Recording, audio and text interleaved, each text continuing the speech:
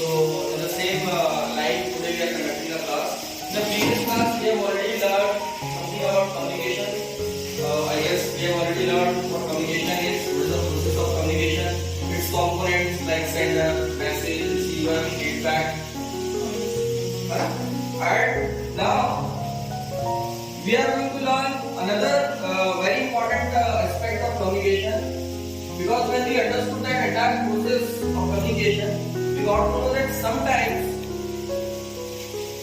feedback is either not received, or even if it is received, it is not the expected or desirable feedback.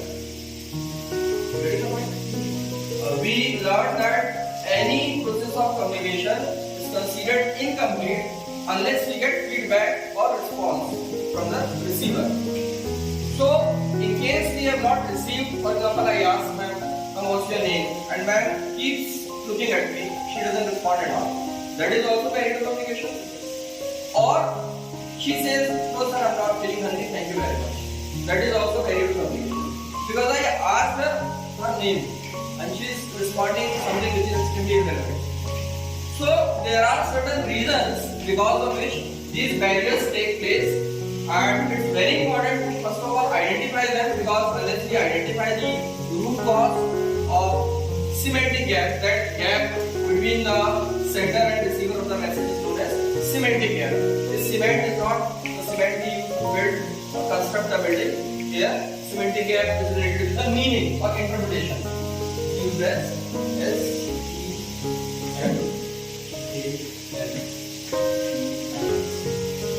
semantic gap. So we can say barriers to communications are the reasons of semantic gap.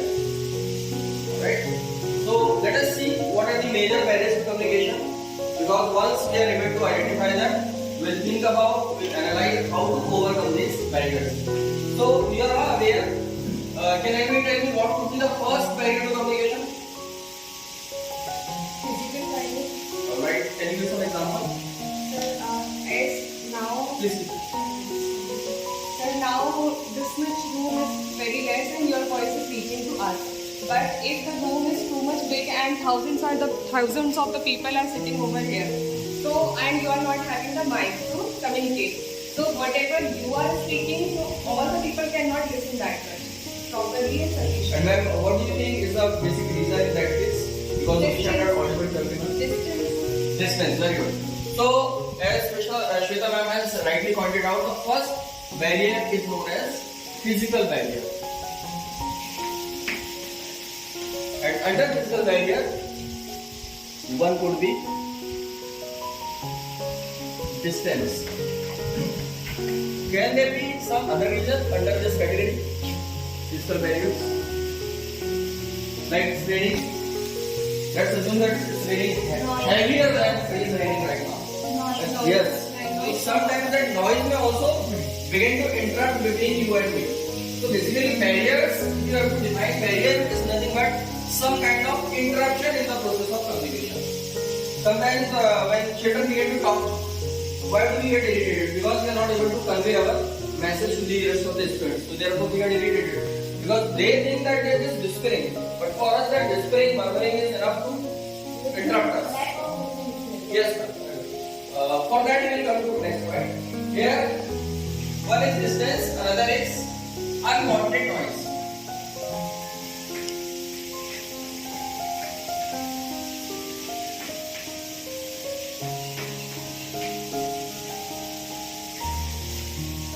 There is another category where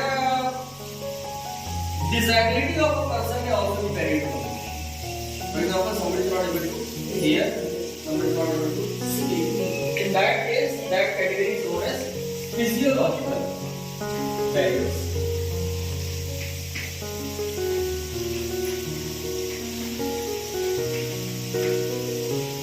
Inability to hear, inability to speak. Then comes very important. Yes.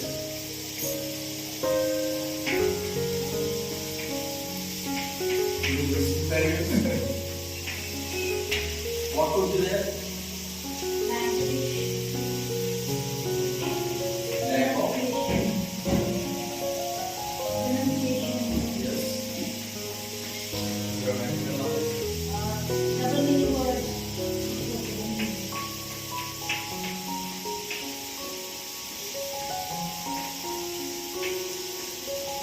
This barrier takes place when, in many cases, you have observed that people are able to understand what somebody is saying, and they know what they are supposed to respond to, but they don't know how to construct the sentence.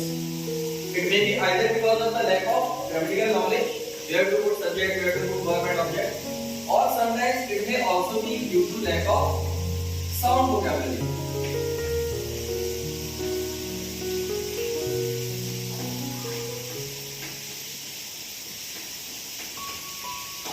And as Lalima just pointed out that it may also be because of lack of listening skills.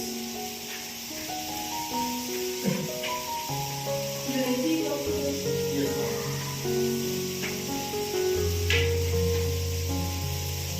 By the way, could anybody tell me what is listening skills? What do you mean by this? Lack of listening skills. Listening skills means when somebody is speaking and you are only hearing it, you are not responding or you are unable to get the meaning of it. Very nice. Ma'am used the word hearing, whereas I would say listening.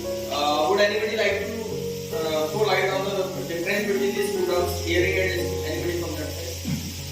It may be caused due to lack of concentration. Yes. So when hearing is coupled with concentration and focus, it becomes listening. Sometimes we are delivering the lecture, but some students are not listening to us. They appear looking at us, but they are not listening. There could be various reasons. And therefore, after the class or during the class, when we ask them some questions related to the topic, many of them fail to respond. And we get surprised that you were all the time looking here and you are not able to respond. So it's simply because they are hearing but not listening, because listening requires efforts. Hearing doesn't require any effort. We are bound to hear what is happening outside. We don't have any gap here to close. This is why some people get very disturbed while they sleep, because some children are playing and they are talking and they get disturbed because they cannot stop hearing.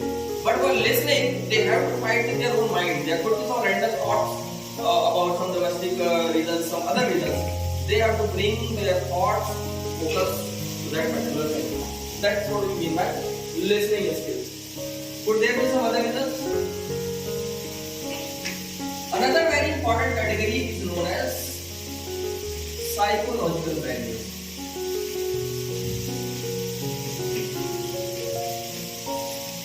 Very important, because in this case you can't do much.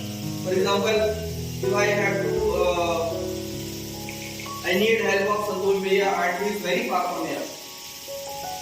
At the most I will shout, but that will also happen after a certain capacity of mine. If that is enough, he might respond to me, he might come. But otherwise I will not be able to do anything. Similarly about unwanted noise. If any of these fans has some technical glitch and while running it's making noise, I won't be able to do much about it. The same would happen here. Although these days for physiological disability we have got some aids for hearing purpose, for speaking also. But still we can't say that we have succeeded to the satisfactory extent. For linguistic, obviously we can make effort. We can improve our grammatical knowledge. We can also improve our vocabulary. Because after all, why we are trying to recognize them? We are trying to recognize them so that we can work upon those areas upon which we are able to work, which will eventually enable us to compose the message effectively, also to decode the message effectively. So obviously these two are very important reasons. For listening skills also, since it is a skill and it still simply means something that must be improved, which requires effort, like speaking, reading, similarly listening. So we cannot take it for granted that because we have ears, we will be able to listen effectively. We will have to make effort for that. These days, therefore, we give different kind of exercises to children. Like for reading comprehension, we give them passage, they read the passage, and then they are asked certain related questions. Similarly, for listening skills also, we play 5 to 10 minutes audio, once, twice. Then based on that audio, children are asked questions. How effectively they listen to the audio, how successfully they are able to retain the information, and how intelligently they are able to utilize that information to respond to the question. So now we are coming to psychological barriers. As you can see here, there is a root psych, which is known to everybody, is somewhere related to the mind. So, who is going to tell me one by one? Very important category. I guess one most important category. Lots of time in the classroom. This we face in the classroom with Yes. many of the students. Not just the students. In fact, in our day-to-day life also, whether it's a family, whether it's society, whether it's a peers or colleagues, many a times you would observe that people are not wrong. Still, there is something wrong happened between them, and even others feel bad about it. They were such wonderful people. They were very close friends. They spent about 15 years, 20 years together. There was nothing wrong between them. Then suddenly something happened and they parted up. So then there's a communication gap.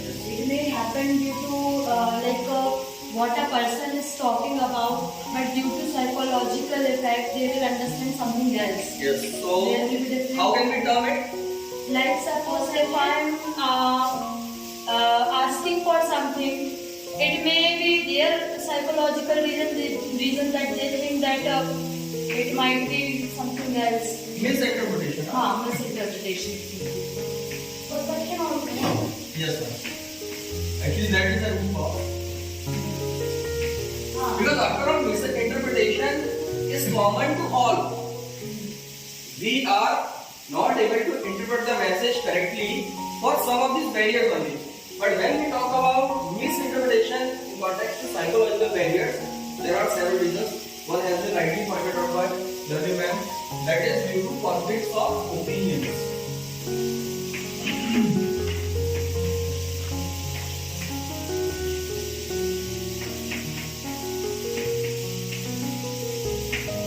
Conflicts of opinions.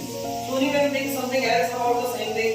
Preeti will think something else about the same thing. I might have some different opinion, and we have to come to some conclusion. And unfortunately, if we are not mature enough to understand that difference is something to be celebrated rather than something to be fought about, quarreled about, then we will not reach conclusion. So, difference of opinion, conflict of opinion, this is one of the major reasons why psychological barriers take place. What would be the solution to this? Because just identifying, just diagnosing the disease, will that be enough? Why do we go to doctor? To identify our disease or to get some cure? To get some cure, of course. And in order to get the effective cure, we have to undergo different kind of tests and diagnosis. So here we are trying to diagnose the barriers to communication so that all of us are able to communicate effectively.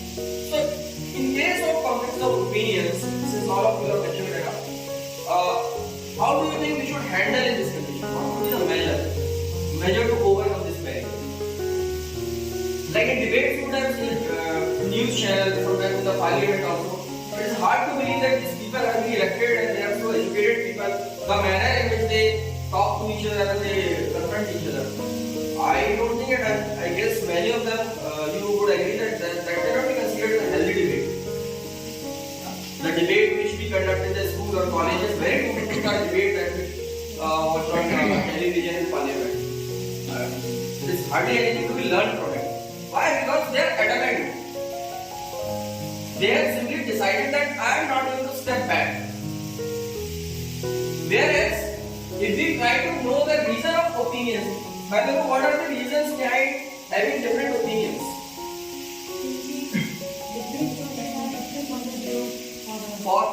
I'm asking about what makes our point of view, what makes us think in a certain manner. Very important. And background? Yes. Yes. Something that ma'am said, if we talk about the same thing, we'll say that our background somewhere is a major reason for how we think and what we think. And background includes, first of all, your family, where you have taken birth, because every family has a certain specific kind of style of upbringing their children. They have their own culture, they have their own belief system. So first comes family.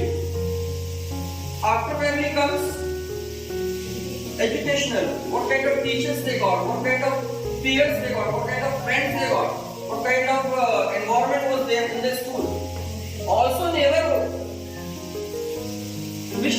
area the child has spent most of the time.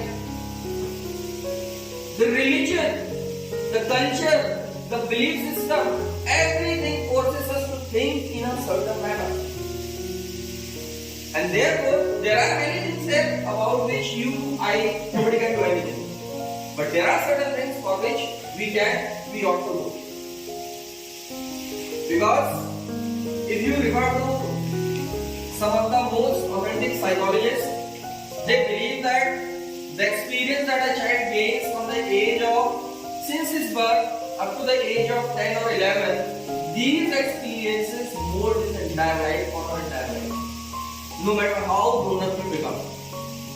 Very, very rarest of the rare cases where people are able to come out of the influence. Otherwise, your entire psyche is formed during that short period. And therefore, whether it's a trauma, whether it's a bad experience, whether it's a very pleasant experience, why do you think that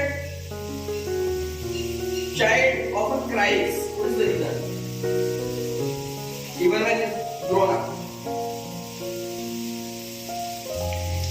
Children, when they want attention of the parents, what do they do usually? They begin to cry. And psychologists say that children are not responsible for that, parents are responsible for that. Because when children were happy, they did not pay any attention to them. They were busy in their work. Had they started spending time with them when they were happy, joyful, there would have been a different kind of program. Their mind would have accepted that when we are happy, people are more attentive towards us. But the mind subconsciously has got some negative programming that when I am unhappy, when I am sad, when I am upset, then mother leaves her work, father leaves his work, and all of them come to me and they look after me. And this is how things continue to become stronger and stronger and stronger. And these are the small life. Wife becomes angry in order to get attention. Husband becomes angry in order to get attention. Attention is nowhere. The only remains tension, misunderstanding, nothing else. So one of the reasons is background about which everybody should work, because the conflicts of opinion will happen. What could be another reason? There may also be due to cultural barriers. What are cultural barriers? So could you give some examples? Like one person belongs to another like a community and person belongs from other community. So linguistic barrier is already there and someone like team or like your Alright, this one. Like for the perception and psychological we're talking about, so I'm having an example of like in South India, people are wearing their wedding a white dress, but in North India, bride is wearing the red dress. So if the North Indian bride is there in South India, they'll think of different, they'll perceive different things. This may be the cultural barrier. No, actually we are having same culture, but yes, you can see that somewhere again background, how they were grown up. This is why they started thinking in certain barrier, in certain way. But as far as culture is concerned, culture is a very vast thing, because after all we belong to India, and in spite of being a pluralistic nature, India somewhere has a very similar culture. Because from the very beginning, India has had a culture of having everybody together. What we refer to as unity and diversity. But if we have to understand cultural barrier, let's assume we have some friends from countries other than India. Let's take the example of China. Although I don't think these days are conducive enough to have any friend from China. But let's assume that the person became our friend 15 years ago, 20 years ago, and still we are friends. And that friend has decided to get married. Obviously, you have been invited. And you are very excited to attend the wedding of your friend, and you eventually reach there, the venue, and at the reception you go there and you hand over that gift that you purchased, spending a lot of money and attaching a lot of love and care, and you insisted your friend that you want him or her to unwrap that gift instantly because you want to see his or her reaction. And your friend is also very excited. And all the guests are also there, so they are also very excited. Okay, he came from India, and let us see what he has brought for us. And when he unwrapped it or she unwrapped it, including him, everybody else had a strange stare at you, which had irritation, hatred, despise, and you could not understand what happened. Everybody was silent, just looking at you like this. And it was nothing but a wristwatch. Worth, let's say, 15,000, 16,000, 20,000, depending upon the category. It may be of Titan or some other good brand. And you are looking at what happened. And your friend takes you aside to the doctor, friend is your friend. This is better to be wrong. Immediately, before something bad. But हुआ क्या? And he's like, I can't tell you right now, later on we'll talk. Please go. What do you think this semantic act took place? What is the reason? The reason is cultural barrier, because here it is very common to give watches. In China, according to their belief, if somebody gives you wristwatch, he is not your well-wisher. Wristwatch or wall watch, whatever it is. Watches are prohibited to be gifted in their culture because it is believed that it brings ill omen for you, bad time for you. But since we are not aware with their cultural beliefs, we are totally innocent. So sometimes crowd is also innocent and this person is also innocent, and because of that some problem may happen. So in this case, whenever somebody is visiting any country which has a different culture, they should not just focus on issuing visa and getting passport. They should also try to spare some time in order to get at least some basic idea about their culture. What is their common belief? Alright? Another reason of barrier could be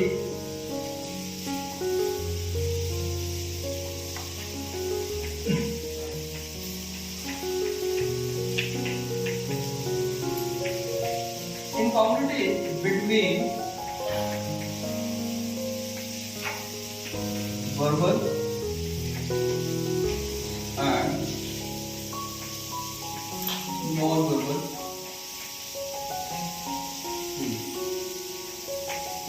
What is incongruity? The meaning of incongruity? Anybody? Let's simplify it. Somebody asks you, how are you? And usually we have been trained to say, fine. So we said, fine. And that person asks you every day, how are you? And every day he listens the same word, fine, fine, fine. But every day he has a different kind of reaction from your side, facial expressions, or non-verbal, you can say, gestures of yours. Today when you said fine, your gestures were such that he could not believe in it. So there is mismatch between your verbal response and your facial expressions. And now the person is confused. It is a very casual situation, so it may not become a big issue. But let's assume somebody has gone to see a potential bride or potential groom, and they are having a conversation. And finally they are going to conclude that conversation. Are you ready? Can we tie the wedding knot? And he or she said yes. But the word said yes.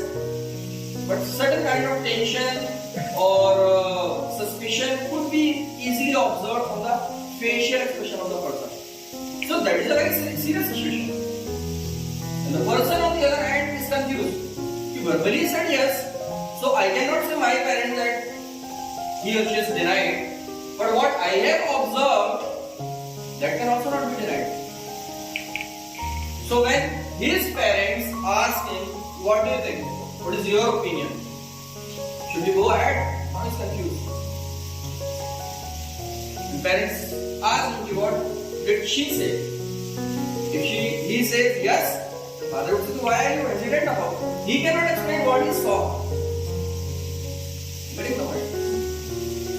So this is why it is very important, particularly in formal situation or in serious situation where you are not supposed to let your emotions intervene or create confusion. Try to have proper compatibility between your verbal and non-verbal expressions. Alright. So I think this is enough for today. Sometimes later on when we will have more time to discuss about some other related topic. Thank you very much for your patience and cooperation. Thank you.